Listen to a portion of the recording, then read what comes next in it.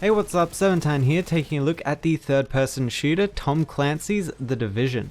Developed by Ubisoft Massive, the same guys behind World in Conflict and Far Cry 3. The Division has you entering the now desolate and ruined city of New York after an unknown epidemic has taken hold. You are an agent attempting to rebuild and provide a safe haven for all those still trapped in the city, and find out what exactly the disease is and where it originated from. Arriving in the city, your first task is to set up a base of operations. That'll start off pretty bare bones, but will end up being fully functional base providing weapons, food and healthcare to those seeking it. The city is still full of bandits though, and the resources you're going to need to build up the base lie out with them. The first cooperative mission you'll receive is to rescue a doctor and recover supplies from the nearby hospital that is currently being held up by a group of these bandits trying to heal their own wounded members.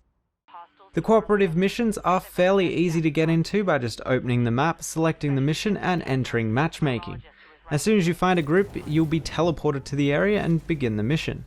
The mission itself was actually quite difficult, a theme I hope carries over into the game's release and its other missions. It's almost a certain thing that multiple members of your squad will be downed, requiring a res to get back up, and if you try to run and gun, you'll quickly regret it. Even peeking over cover to take shots can be risky in front of a lot of enemies, with your health quickly disappearing after a quick torrent of fire. Taking cover and firing unaimed is usually the best way to go when confronted by a group.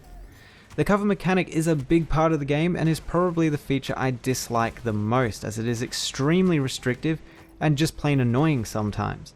I've never been a fan of being locked into cover, much preferring being able to crouch behind objects naturally and being able to move freely. The feeling of being restricted in movement carries over to not being able to jump, requiring you to hit control to vault over things or climb obstacles. This one is a little bit better to get used to though, as you can enable a parkour option in the menu that makes free running a lot easier to do, automatically vaulting and jumping while sprinting. The shooting in the Division is a combination of over-the-shoulder third-person shooting and first-person scoped shooting. Firing in the third person is pretty inaccurate for most guns past 5 or so meters, so using the scoped view is definitely worth it, as the shots will be almost pinpoint accurate, making headshots easier to hit or any other vulnerable spots the enemy may have. A scope mod doesn't just add a scope to your gun either, as every mod in the game is also accompanied by stats to further increase your effectiveness with a gun. Every gun in the game except pistols can have these kinds of mods equipped to them, with a barrel, sight, grip, magazine and paint mod slot available.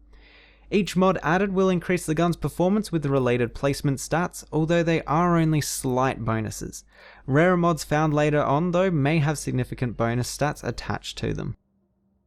You can also increase your stats across 9 different equipment slots for your character, including backpacks, gloves, shoulder pads and more.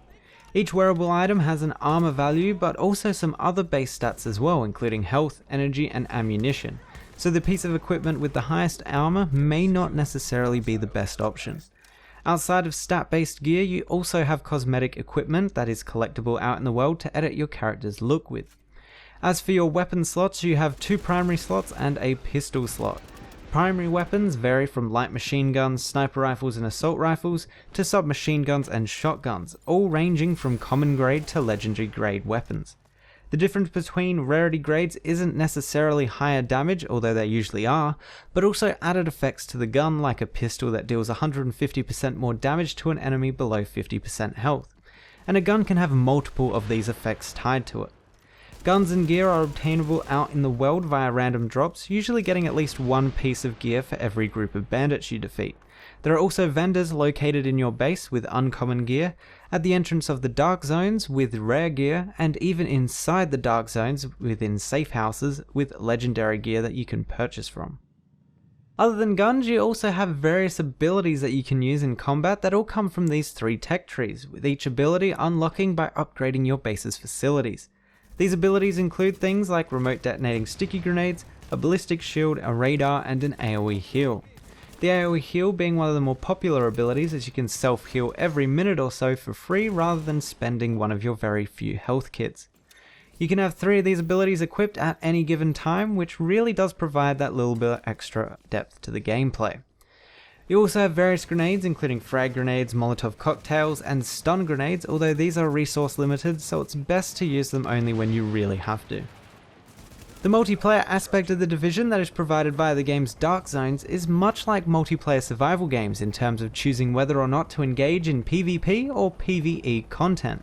Surprisingly though, it's actually pretty rare that players will start attacking each other, and that's not because they don't want to, it's because of what comes with engaging in PvP combat.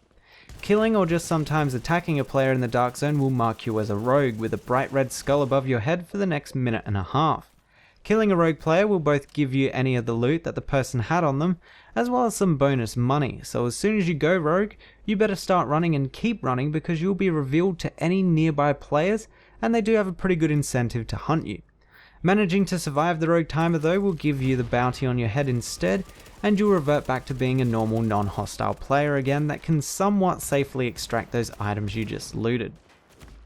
The PvE in the Dark Zones has you facing off against small groups of decently leveled enemies that'll drop a couple of items after you defeat them, much similar to roaming the city outside of the Dark Zone. This is your main source of getting gear in the Dark Zone, however these NPC enemies aren't a common occurrence and you will have to go looking for them, sometimes just running around empty streets for 5 to 10 minutes waiting for a new group to spawn. This may just be because everyone playing the beta was restricted to the same area though, congesting it and killing off any new group pretty much as soon as they spawned. The Dark Zone is all connected together but segmented into player level groupings. The further you travel north into the Dark Zone, the harder encounters will get, and the higher level players will be. Outside of the Dark Zone and co-op missions, you can also wander around the streets solo or with a match-made group, coming upon various events like small groups of bandits, buildings to explore and loot, as well as some interesting echoes that you can come across, that when activated will show an augmented reality of events that transpired in the area, allowing you to investigate the area and find out exactly what happened. They basically act as some cool lore-based collectibles. While there are a lot of buildings around, it is extremely rare that you'll actually be able to enter them, being restricted to mostly streets and back alleys, which is a little bit disappointing and removes what could have been some very interesting enemy encounters inside an enclosed space. Other features of the game include what looks to be a crafting system, as you can deconstruct weapons for their parts while also finding weapon parts out in the world. I didn't notice any clan features for the game, but I imagine there will be, so you can find friends easier to dive into missions and the Dark Zone together with. It looks like there won't be any trading in the game, so you'll just have to sell those rare weapons that you don't use anymore to a vendor instead of any sort of marketplace, which is probably for the best. Altogether, the Division provides a nice combination of both cooperative missions and co-op PvP, and you want to be grouped in the Dark Zone, as being alone is really not the best way to get out with all your loot. But the game makes grouping up extremely easy and really does make the experience a lot more fun. I hope there is a little bit more enemy variation, especially within the Dark Zone, perhaps even enemies that a bunch of squads have to get together to defeat. If not, the game may get a little bit stale, as then you'll just be facing the same enemies all the time, only a little bit stronger. The restricted movement is still an annoyance for me, however the game is still fun enough that I can overlook that, but I would still love a crouch button so I didn't have to use the cover system. If you're looking for a great cooperative third-person shooter, then the Division is definitely worth a look. However, if you're expecting the Dark Zone PvP to be, well, PvP, it just isn't, as there are too many negatives for going rogue that players try their very best to avoid it. Anyway, that's been my player preview of The Division. The game will be releasing for PC on Steam and Uplay for $70 or your regional equivalent, as well as being available on PlayStation 4 and Xbox One. If you want to find out more about the game, check out the links below. Thanks for watching, and I'll see you guys next time.